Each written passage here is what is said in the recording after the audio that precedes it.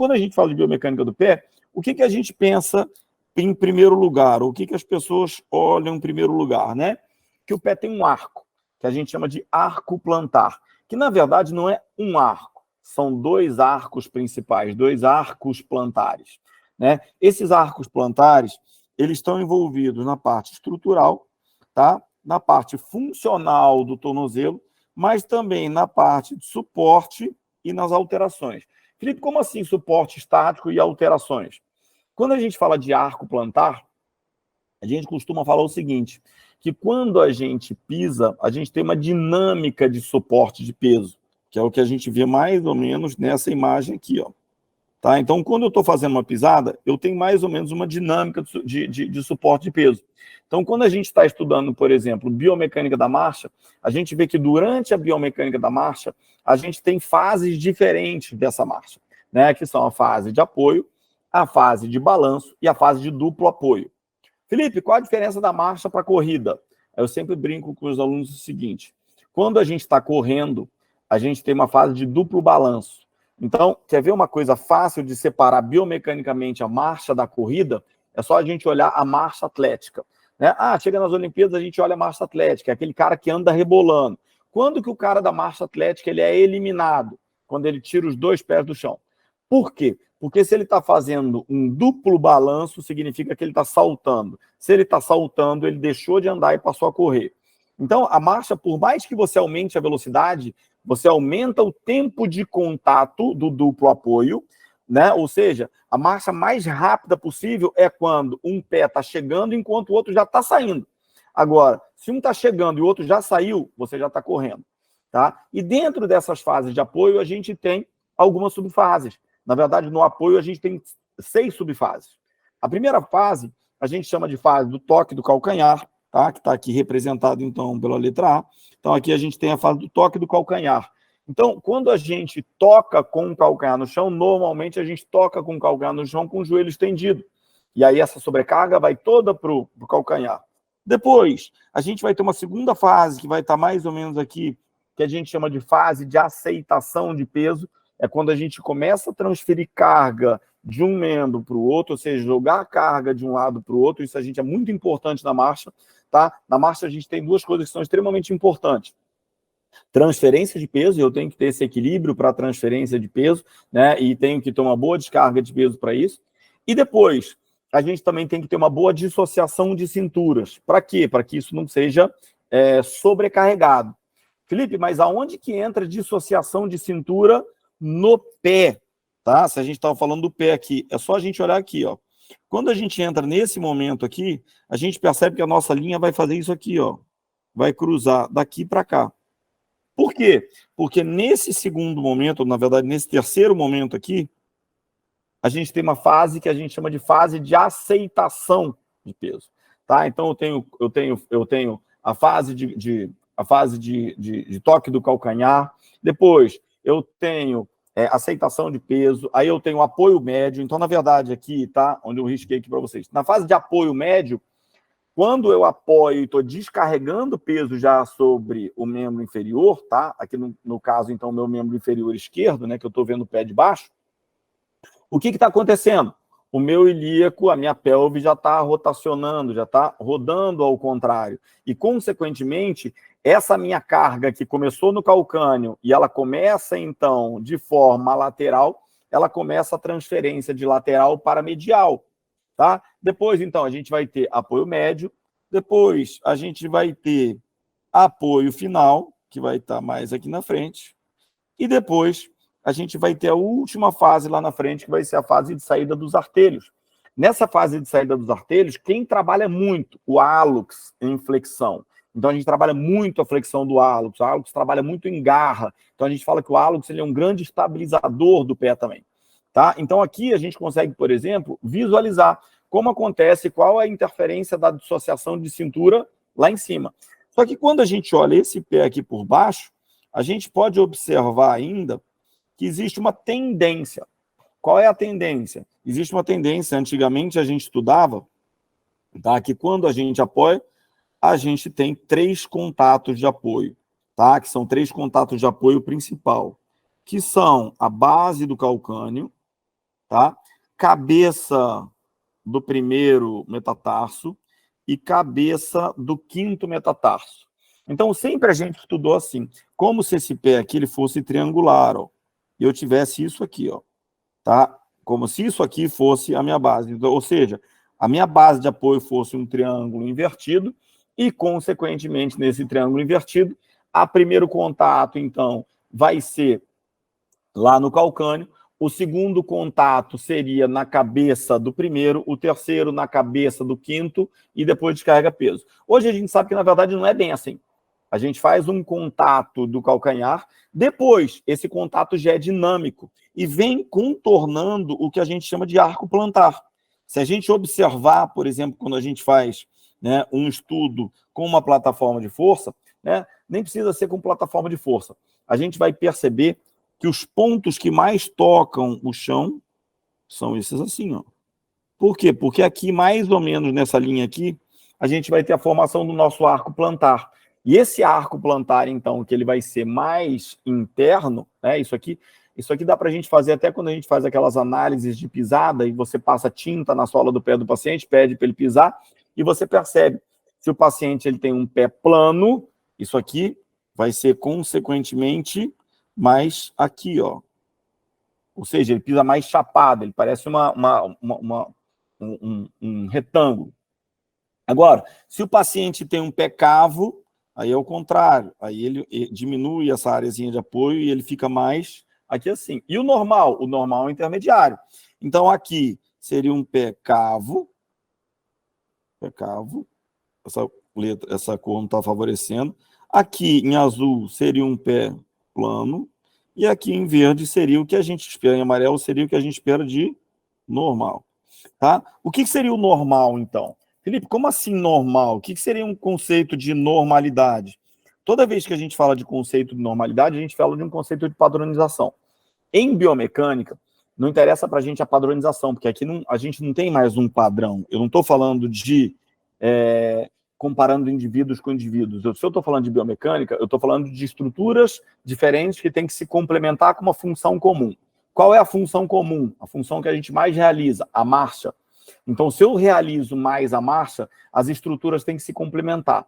Que estruturas essas têm que se complementar? Tornozelo, pé, joelho, quadril. Então, Felipe, o que é normal para arco plantar? Depende. Depende do quê? Depende do posicionamento do joelho, se ele tem uma perna mais comprida do que a outra, se ele tem um côndilo femoral maior do que o outro e ele pode desenvolver, então, um genovário, um genovalgo, é claro que isso vai alterar a pisada dele. Né? Então, o cara tem o pé desabado, né? Ou seja, aquele pé caído para dentro. Isso vai interferir por quê? Porque muitas vezes esse pé caído não é problema do tornozelo, não é problema do pé, não é problema de pisada, mas é alguma compensação de alguma disfunção ou de algum desequilíbrio de pelve, de quadril, de joelho. E aí a gente sempre fala o seguinte, a avaliação ela tem que ser global. A gente tem que estudar o indivíduo como um todo, e não o pé. Nossa, tem pé plano, vou tratar. Mas será que a causa é o pé? Ou será que a causa é o joelho ou o quadril? Então a gente olha o indivíduo como um todo. Né? Antigamente a gente estava, tem pé plano, palmilha para isso. Tem pé cavo, faz isso aqui. Vamos trabalhar de forma diferente dependendo do tipo de pisada que ele vai ter. Mas hoje a gente sabe que não. Que, na verdade, a gente tem que estudar, primeiro, o que é primário e o que é secundário. E primeira coisa que a gente faz, trabalha sempre em cima da causa, nunca em cima da consequência. Então a gente tem que saber, será que a causa é o pé? Ele tem uma falha biomecânica no pé e, consequentemente, ele vai ter repercussões biomecânicas e compensações no joelho e no quadril, e normalmente as dores, os problemas vão aparecer nessas articulações, ou será que o problema, de repente, não vem do joelho, não vem do quadril e está se refletindo lá na pisada dele? Né? Então, normalmente é isso aqui que a gente vai ter como pisada. E quando a gente fala de conceito de padronização, a maioria das pessoas vai fazer a pisada assim. Desde que tenha o ângulo Q do joelho lá certinho, com a sua angulação próxima de 8 graus, desde que tenha um ângulo do quadril próximo de 12 graus, desde que tenha um ângulo de anteversão da cabeça do fêmur próximo de 9 graus, desde que tenha comprimento de membros, ou seja, os membros inferiores simétricos, né? Desde que não tenha nenhum distúrbio. A gente espera que isso aqui aconteça. E quando a gente fala de arco plantar, né? é muito importante a gente lembrar que o arco plantar, ele tem uma função, ele cumpre uma função muito importante, que vai ser a função, tá? Vai ser a função de suporte dinâmico. Então, ó, eu tenho um suporte dinâmico. Felipe, como assim função de suporte dinâmico? Porque você colocou aí que, na visão geral, o pé ele vai fazer um rolamento funcional. O que significa esse rolamento funcional e onde que entra a função aí de suporte dinâmico do nosso pé? Quando a gente está pisando, a gente tem vários pontos que a gente chama, tá, de pontos de dissipação de forças no nosso corpo. Felipe, o que significa um ponto de dissipação de forças? Eu explico muito isso quando a gente fala de coluna vertebral. Se eu pegar a coluna vertebral, por exemplo, e fizer um desenho da coluna vertebral, eu vou ter corpo vertebral aqui, depois eu vou ter corpo vertebral aqui, aí eu vou ter corpo vertebral aqui, e assim vai. Ó.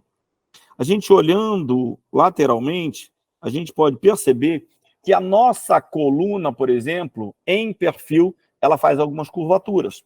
A gente chama isso na coluna de curvas fisiológicas, tá? Ou curvaturas fisiológicas. Na lombar, o que é uma curvatura fisiológica na lombar? Uma lordose.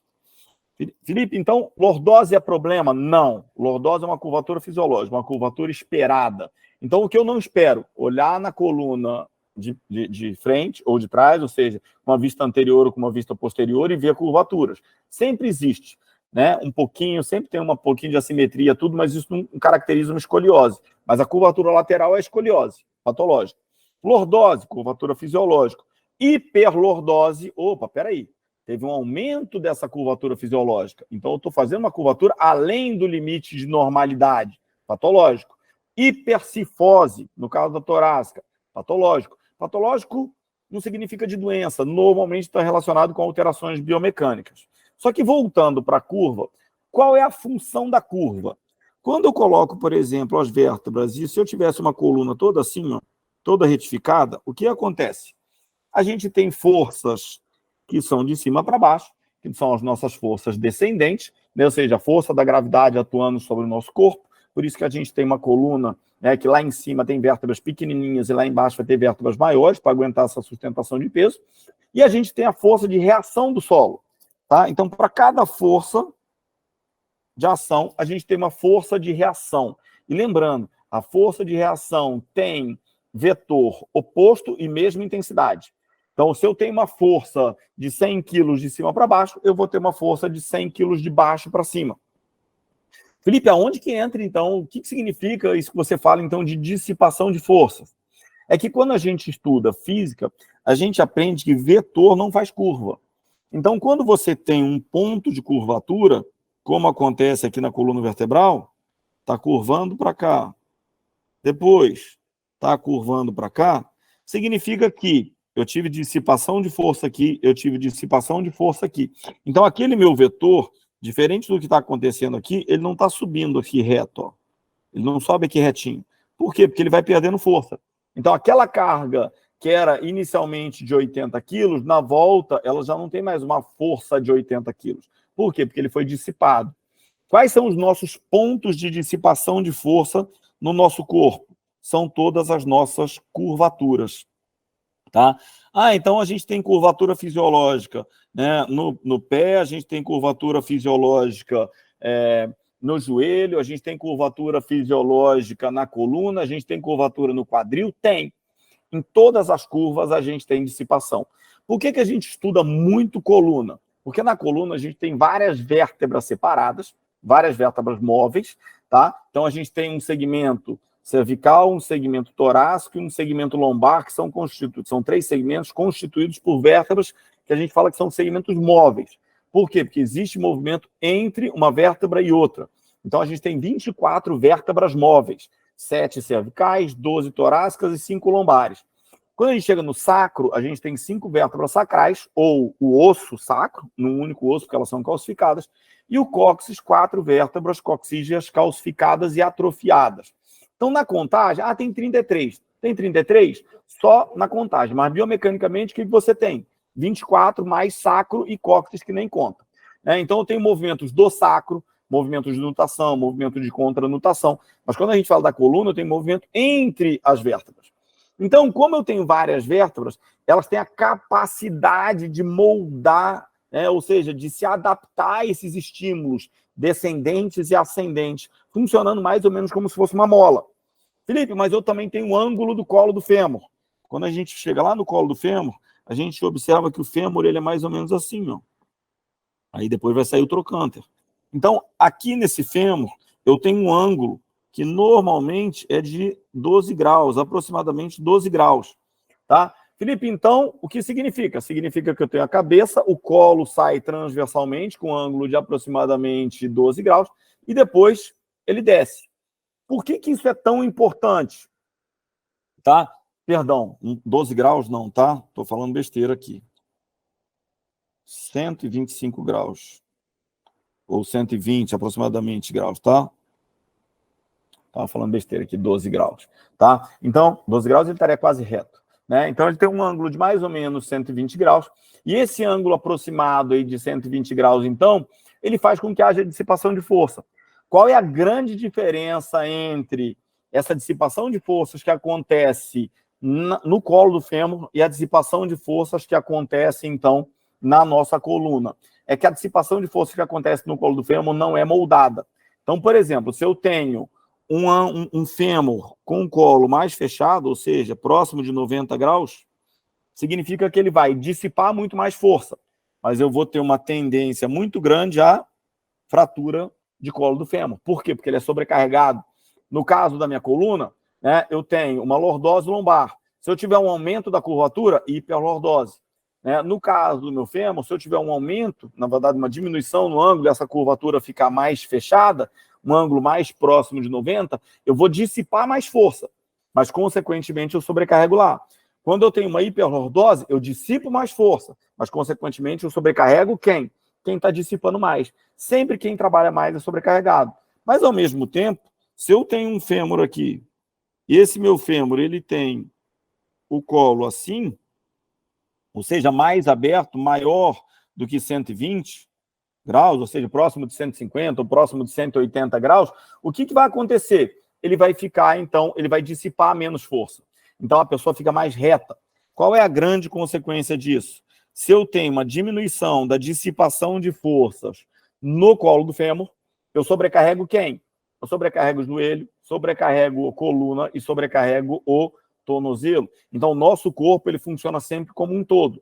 Se o meu colo do fêmur não dissipa forças, outro ponto vai ter que dissipar e vai ter que compensar. Sempre vai ser assim, tá? E quando a gente fala no pé, Felipe, mas hoje nossa aula de pé, aonde que o pé entra nisso?